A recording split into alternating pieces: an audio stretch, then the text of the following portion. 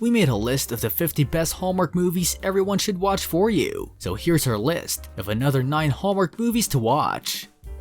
Number 41, Right in Front of Me. Carly Mason is a successful Los Angeles-based bridal stylist, celebrities among her clients. While the design aspect is her favorite part of the process, she has resisted the temptation to convert her business model to being a full-time designer and not wanting to be front and center as would be required. She prefers to stay in the background to let her clients shine on their day without her name taking over. After her latest celebrity wedding in Mexico, her best friend and former college roommate Sydney Carlton invites her for a spa getaway at the lodge she manages, the upscale Marion Woods Lodge outside San Francisco. The reason for the invitation? In part to help Carly get over her last boyfriend Liam, with who she often still works with, and his role as a wedding photographer is coincidentally aided by what Sydney considers fate. A piece of cake lasts an hour. Have your dates seen you do this? No, because your reaction is exactly why they have not. Number 40, Unleashing Mr. Darcy. In this modern-day spin on Pride and Prejudice, Elizabeth Scott is fishing for direction in her life and gets the opportunity to professionally show her Cavalier King Charles Spaniel in a fancy New York dog show. Dog show judge Donovan Darcy comes across as aristocratic and rude, and a chain of misunderstandings unfold during the competition, complicating their mutual attraction. In true Jane Austen fashion, Elizabeth and Donovan begin to see the error of their ways, and it turns out Mr. Darcy is far more kind and interesting than Elizabeth ever imagined. From Grant Markham's lawyer. He's threatening to sue me for fraudulent accusations against him. I said the truth about him and now he's gonna ruin me? Number 39, Marrying Mr. Darcy. Some 6 months after they first crossed verbal swords at a Washington, D.C. dog show, school teacher Elizabeth Scott and businessman philanthropist Donovan Darcy are blissfully in love and newly engaged. With Donovan in agreement, she looks forward to planning a small autumn wedding with the help of her mother and sister. After Donovan's previously scornful Aunt Violet, played by Frances Fisher, makes a heartfelt apology for her past behavior, Elizabeth is glad to include her in the planning process. As the weeks fly by and the arrangements for the wedding grow more elaborate, Elizabeth feels the burden of expectations that she will face as Mrs. Darcy. Worse still, Donovan himself is wrapped up in his work and increasingly unavailable to her. Reminded yet again of their tremendous differences in background and temperament, Elizabeth can't help but ask herself, should she marry Mr. Darcy? As in a year from now? The church is yours this June. 2 months from now. Oh. I say we go for it. Number 38, A Brush with Love.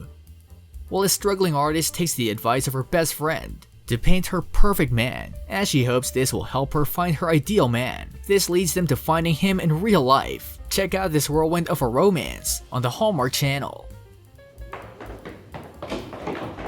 Good morning. Morning. You going for a run? Yep. Me too. It's coming. Go. It's coming. Oh! Number 37, Fallen Angel. After a lawyer visits his late father's home to settle affairs and promptly leave, he meets a woman who seems to be familiar. He's then reminded of traumatic events from his childhood, and he feels driven to do something to recover. Fallen Angel is one of Hallmark's darker films, with a beautiful meaning. Good morning. It's Terry McQuinn. Yes, it is. Go with me on a little adventure. An adventure. What did you have in mind? I'd like to show you something. Okay.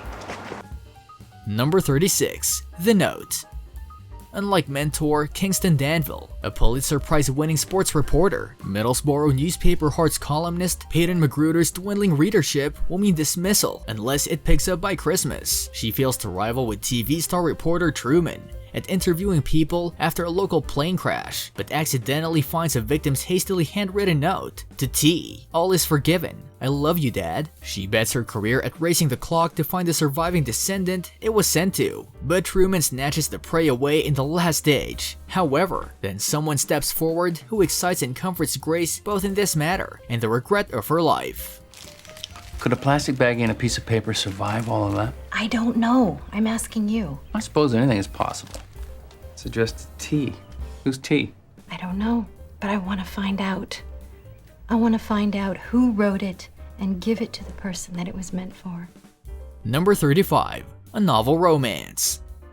Liam, who inherited a fortune from his celebrity parents who died in a plane crash, became a bestseller romantic autobiographic author under a pseudonym. As he's late with contractual manuscripts for his New York editor, his account manager Jackie urges him to tackle his writer's block by flying back to his parental cabin near Portland. On the flight, Liam meets and befriends Sophie, a Medium newspaper's literary critic, who mercilessly called his second novel beneath his talent. Posing as a business consultant, he offers her a limousine lift and starts dating her. She ignores his identity, but is ordered to check on the rumor the star author is there, followed by the publisher's boredom announcement that his real identity is to be revealed, which she and Jackie can no longer put off without a new hit. Finding Sophie will be there and learn the truth. After having told him she never got over her sports celebrity fiancé abusing their relationship for PR lies, he backs out of the disclosure, at least for now, and her job is cancelled by new paper owners. So she starts her own literary website, yet truth time becomes inevitable.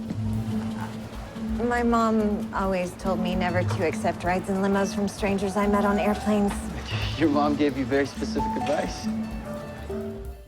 Number 34. A Ring by Spring. While Rachel is lonely and questioning her future, she sets out to find the truth by going to a fortune teller. Then she is told by the fortune teller that if she doesn't marry soon, she may be single for the rest of her life. Naturally, she panics and does everything in her power to make sure she doesn't have the lonely future that has been predicted for her. A Ring by Spring is the ideal film for you if you desire to watch a film that doesn't have a dull moment. Karen, you're not exactly marriage material. What do you mean I'm not marriage material? And by the way, material, that's a very offensive word in this context. I mean, you don't want to get married. Number 33. The Color of Rain. In this Hallmark film, an individual man and woman have just lost their parents due to illness. While they grieve, they begin to bond together and realize how much more they want for their futures and how they will pass grief. Hallmark's The Color of Rain is a phenomenal film that is sure to bring you to tears. You're really blessed to have a lot of friends. There's someone I've known my whole life. I know you and I just met, but I feel like you're the only person here that I know.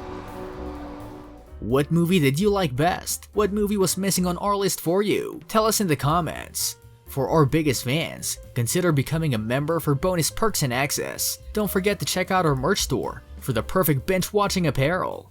Be sure to like this video and subscribe if you're new to the channel. We put out new videos like this one every week. We'll see you for our next video. Thanks for watching.